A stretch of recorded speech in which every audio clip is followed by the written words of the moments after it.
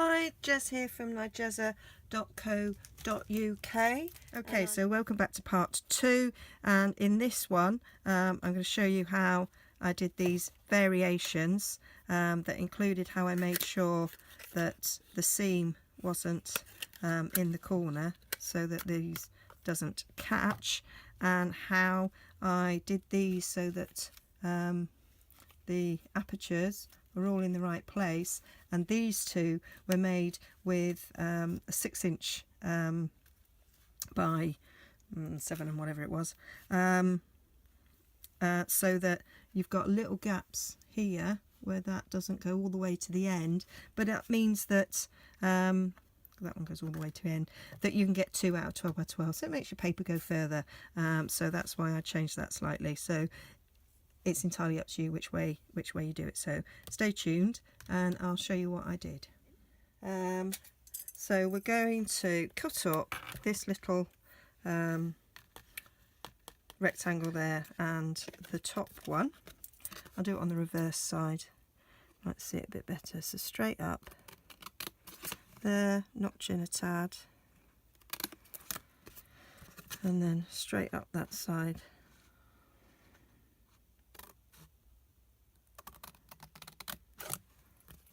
And notch in a tad. Right, now on this one I did it so that the foldy down bit was not this one but that one, but that means that when it folds under where there's that bit there, and I keep catching it, so I want it to not be there. I want to put it on the other side. So let me think about it. So if I want it, so that's where that side is, so actually I want that one to be the foldy over. So it's not that one, it's not that one, it's that one. So we're going to make this the foldy over one, okay, which means that let me work out which ones are going to be the size. Gosh, this is what I do when I try and work it out. So that's the foldy over one, then that one and that one are these side flaps, so we're going to get rid of that one. Okay, so we're going to cut that one off completely.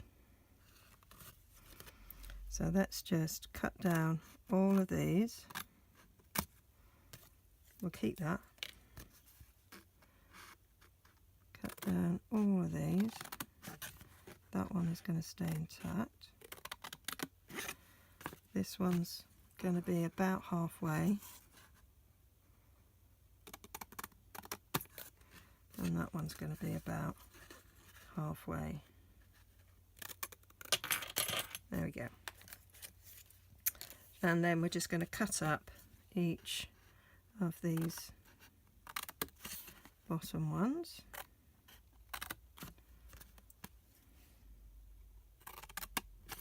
Like so, and then I'm doing it so that that folds to the back, so this is the front, so that's the one that's going to stay intact. So we'll just ever so slightly notch these.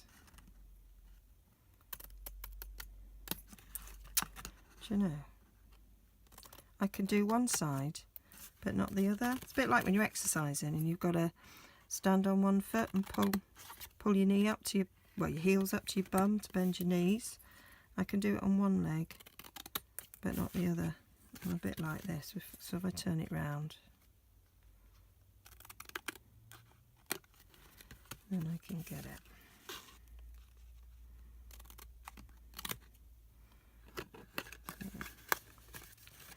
Get rid of them. Get rid of that one.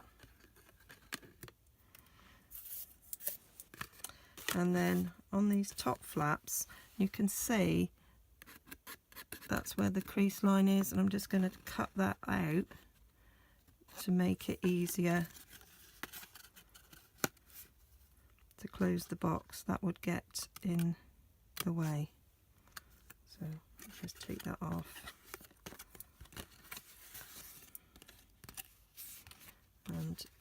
this one, can you see the little foldy line there? I'm going to take that off there. You want to get the other side of the score line, and then that should fold in nicely, hopefully.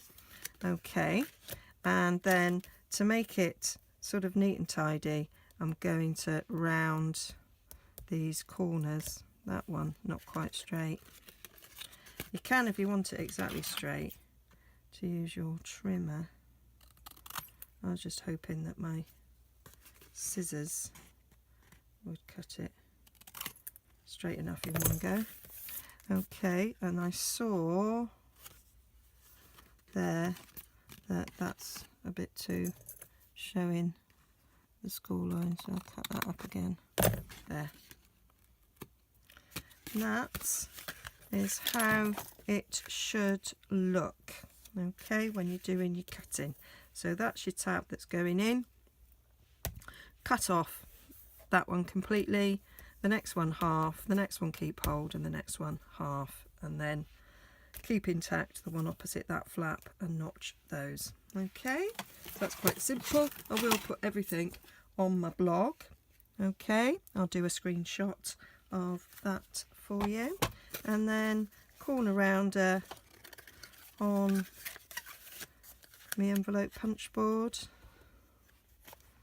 because that's the only corner rounder we have right now. Of course, as you can tell, my envelope punch board is the We Are Memory Keepers and not Stampin' Up, but it is exactly the same product, because Stampin' Up get it from them. It's just different colours, but I had it before I joined Stampin' Up. And then I'm gonna round these just to make them look pretty.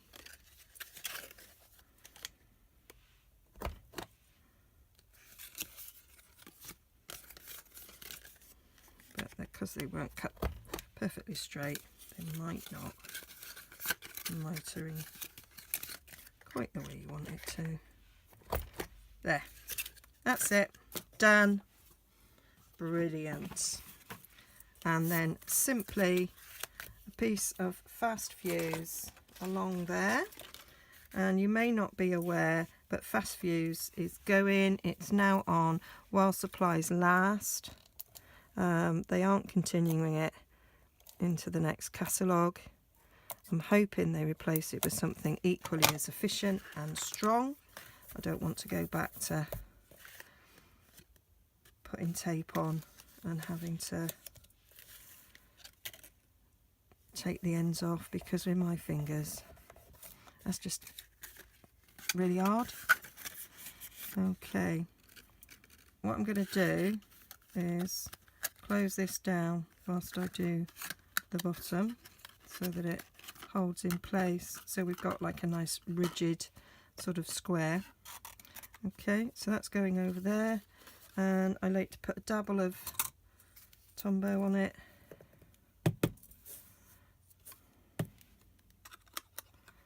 Stick it down. We've got some Tombow that works. Oh, do you know, I'll just do the fast fuse. So, bit of fast fuse.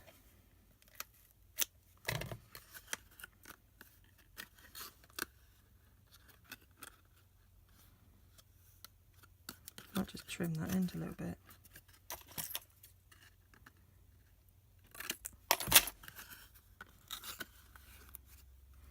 Bit of fast fuse on that one.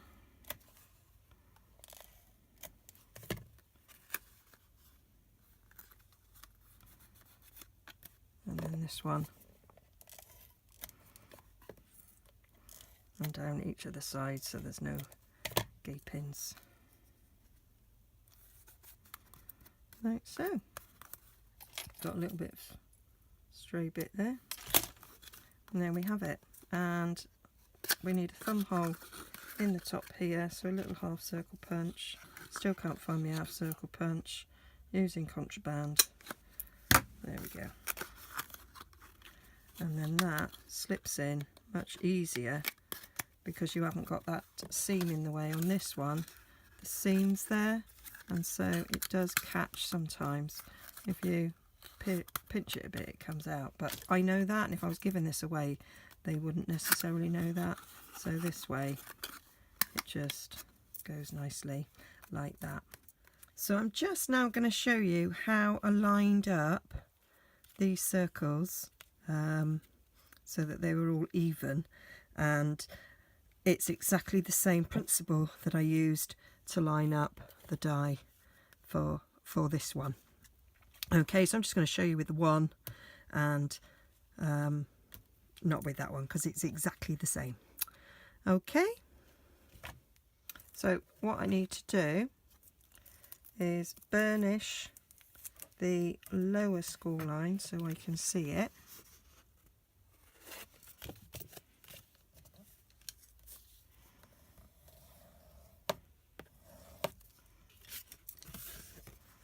I'm going to take a bit of washi tape, which I need to stick on my clothes to get rid of some stick.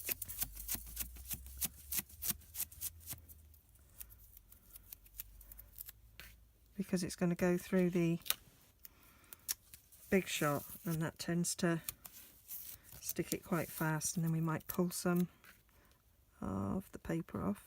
And then I'm going to stick that along the school line, so that gives me a straight edge to follow. It would have I stuck it straight.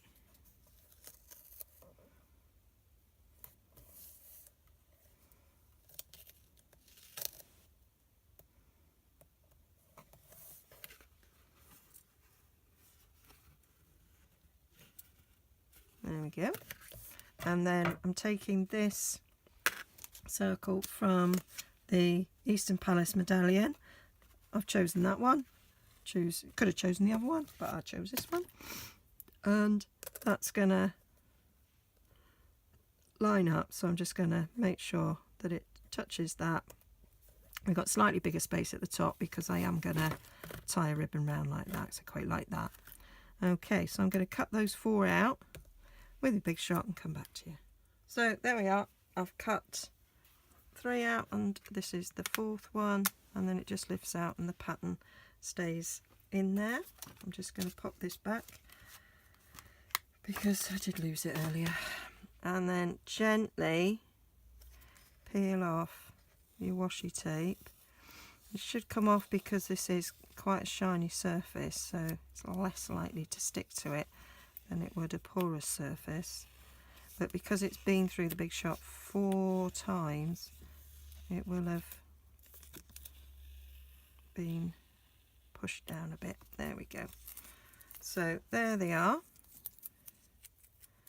I just did by eye down the sides.